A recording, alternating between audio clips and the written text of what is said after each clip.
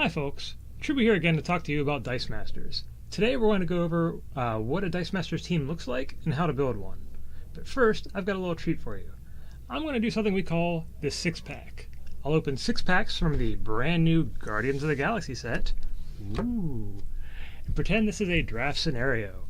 I'll then pick my favorite card in the 6 packs and explain why it's my favorite and why I would pick that for draft. So, let's get started, shall we? Alright folks, time for the 6-pack. I've got my 6 packs of Dice Masters here with the Guardians of the Galaxy set, and we're going to get started. So, our first pack. Straight off the bat, we've got what is Ironheart and Quasar.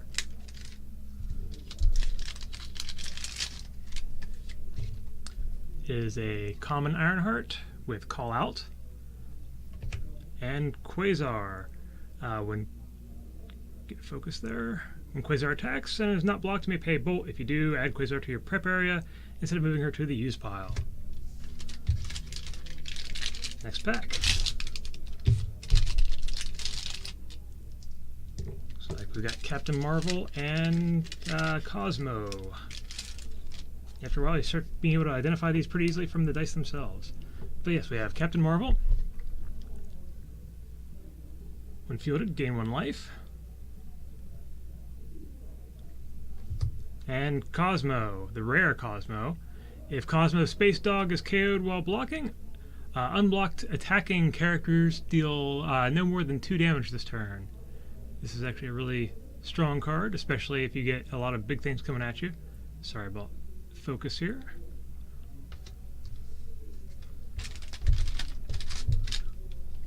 Next pack.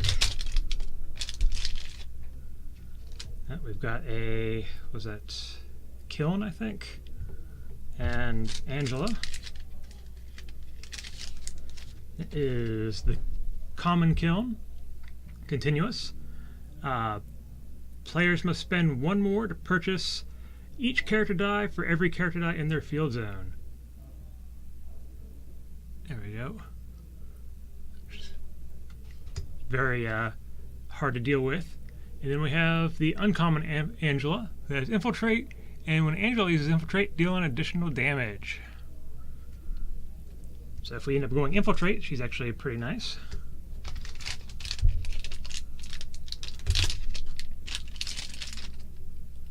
So we got a Thanos and Mantis. Common Mantis. When fielded, draw a die from your bag and add it to your prep area. It's always nice to get a little bit extra ramp there. And then the uncommon Thanos. Try to get it in there so focus. When fielded, name an opposing character, replacing all previous choices. While Thanos is active, the named character cannot be fielded. While Thanos is active, when the named character die is put into the use pile, Thanos deals your opponent 4 damage.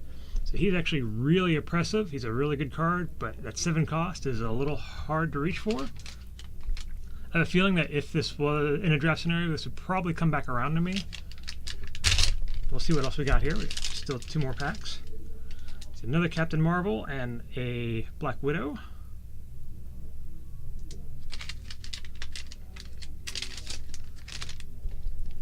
So common Black Widow just has Call Out. I actually like her quite a bit. She's in my main team I've been playing lately. And then the rare Captain Marvel. While Captain Marvel is active, whenever one of your sidekick dice is KO'd by an opposing character, an opponent's global ability or an opponent's action die, return that sidekick to play at level 1. So far, not too bad, but still hoping for something really good in this last pack. Nothing here is a must-have yet. See, that's... Actually, I'm forgetting those 2.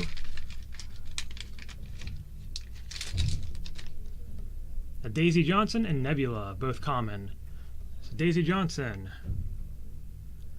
She has Aftershock. Deal 3 damage to all other character dice. So, and Aftershock is only triggered... Focus...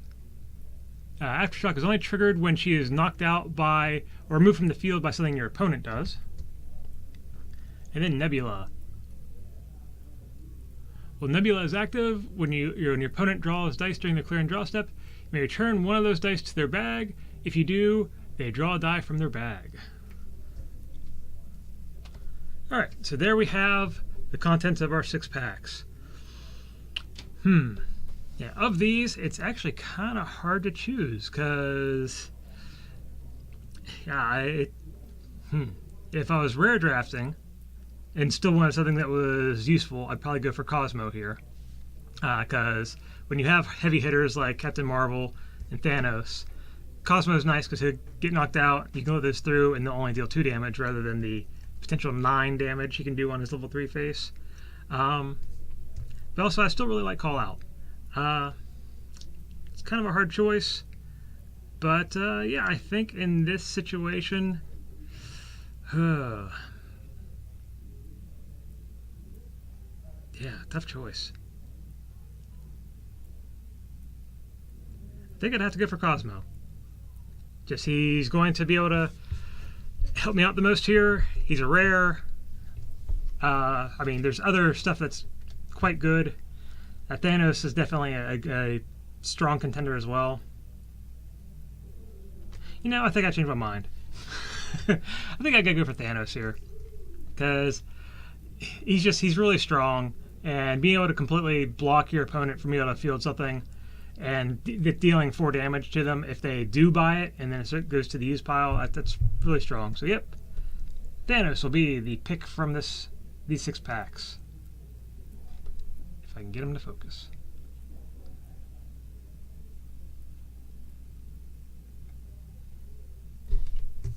Right, let's move on to a team.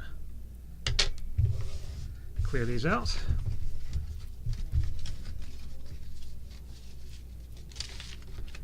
Right, so a team. You have, in a team of Dice Masters, you have 2 basic actions that you choose. In this case, we're going to have the front line and Too Big to Fly. These are the ones I've been using in my team lately. So, basic actions, you have 3 dice that come with them, and either player can buy the dice for these cards. So, whatever you bring helps you and your opponent. It's usable by both players. So, you have to be careful when you are making your selection that you don't do something that's going to sabotage you. In my case, I've got Too Big to Fly, which when I use it, KO target character die with attack of 5 or greater, and then I can pay Fist target character die. This is a global ability that I can play at any time, that both players can play at any time. Pay Fist, target character gets +1 attack until end of turn. Why does this never want to focus? There we go. Good camera. And the other one is the front line. This is actually a really strong card. Unblock attacking character dice, gain +3 attack until end of turn, and it has the global. If I can get to focus again. Target opposing character can't block this turn unless your opponent pays 1 life. So this is one that can very easily come back to haunt you.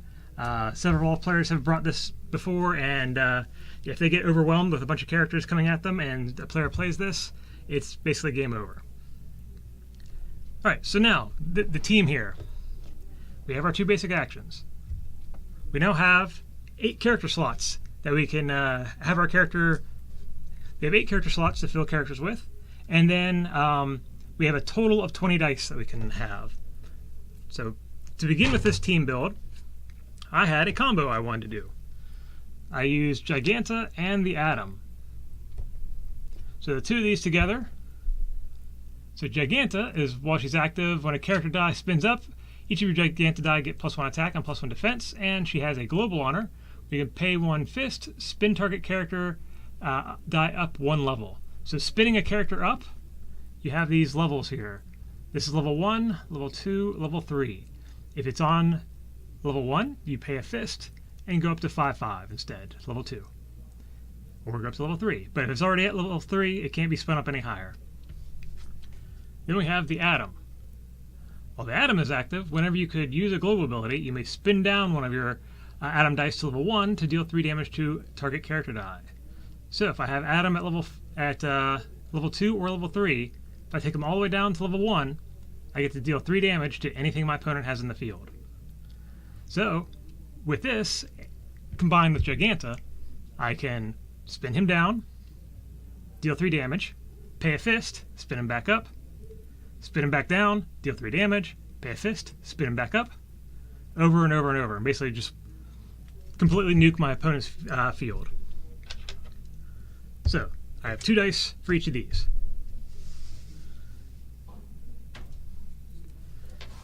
Now, Giganta is also going to get that +1/+1 every time I spin him up. She's going to be really huge, and I want her to go through to deal my opponent a lot of damage, because they have 20 life, and I want to deal as much damage to them as possible. So, I'm also going to use Black Widow with Call Out.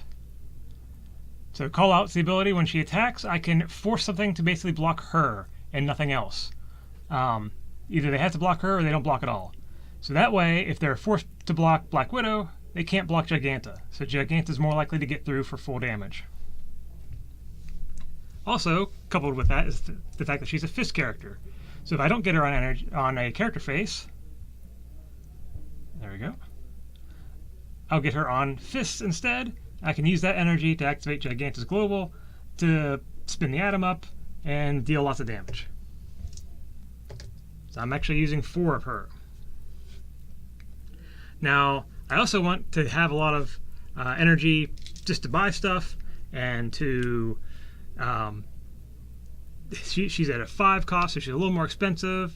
The characters in general are on a slightly more expensive side, so I'm going with one of my favorite characters, the Goblin. He has the ability Swarm. Swarm is my favorite Dice Master's ability. Get to focus in there. So while this character is active, if I draw this die during my clear and draw step, I draw and roll an extra die. So when I draw my 4 dice at the beginning of the turn, if I have one of these out in my field, and I draw this, I have 2 goblins, I get to draw 2 more dice from my bag, and I roll all of those. So once again, this also works well because he's a fist energy. So that fist energy extra from him, once again, goes into Giganta, which goes into the Atom, which helps nuke my opponent. Now another new card from Guardians of the Galaxy that I really like, the Cosmic Cube. So this card, during my clear and draw step, come on, focus. When you draw this die from your bag, you may send it and any other dice you've drawn this turn out of play. For each die sent out of play, draw a die. So not only does this help me get through to my characters that I really want, but if I draw this and also Swarm, so if I have this out, I draw these 4 in my opening draw, I can send, I'll get the 2 Swarm triggers, so I can draw 2 more, and then I can send all of these out of play, so that's 6 dice out, to draw 6 more dice to help me get to whatever I want a little faster.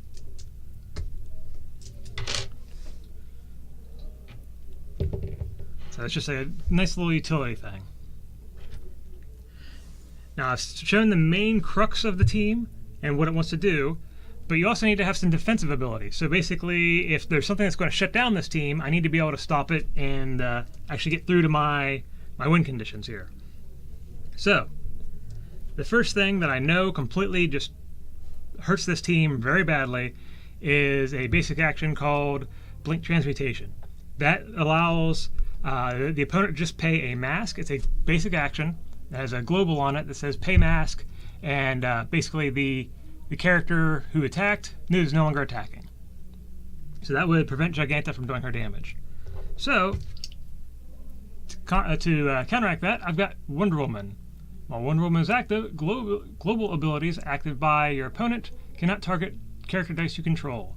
So this way, when Giganta attacks, Wonder Woman's there to protect her, and she gets through no matter what. Another utility piece to protect my characters and make sure I get through what I want is Shriek. Sonic Beam. So when she's fielded, I choose an opposing character card, replacing all previous choices. While Shriek is active, ignore that card's text, including global abilities.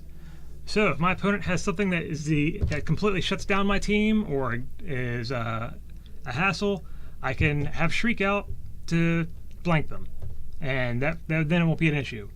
There's also, this is a very common card in the meta, so you can have, your opponent has Shriek, and you can have Shriek, so you sort of counteract each other's Shrieks, and therefore it's sort of like a Cold War. Neither of you can use it because it becomes kind of useless. You just end up blanking each other's Shrieks. Lastly, my last card that I have in here is Batgirl. And she has the ability Intimidate. And she can only use Intimidate on villain character dice. So Intimidate, what that does is when Batgirl is placed into the field, she can remove an opposing character. Actually, it's any character, but it can remove a character from the game until the end of the turn. But in this case, it has to be done to a villain character. And a villain character would be like Shriek here has the villain ability, and Giganta has the villain ability. So this is sort of my extra piece for combating my opponent's Shriek. If I put Shriek out to blank something of theirs, and they use their Shriek to blank my Shriek, I can then field Batgirl to remove their Shriek from the board till the end of the turn, and reactivate my Shriek, blanking whatever's causing a problem for me. It's one of those things where it's a tit for tat, trying to anticipate what my opponent has or is going to have and having an answer for it. And there's my team. So we have 8 dice, 9, 10, 11, 12, 13, 14, 15, 16, 17, 18, 19, 20 dice. And that is what makes up a team. How competitive is this team? I don't know. It's done pretty well for me against Melissa, but I haven't really taken it to any major tournaments or anything, and I've been having fun with it. Yeah, there's room for improvement, but this is the general idea of what these teams look like. If you have any questions or would like to see me build a team around a specific character, feel free to shoot me a message or comment on this video, and I can do one. For now, this is just what I'm playing and what I've been enjoying. So that's it for now. Hope you enjoyed this.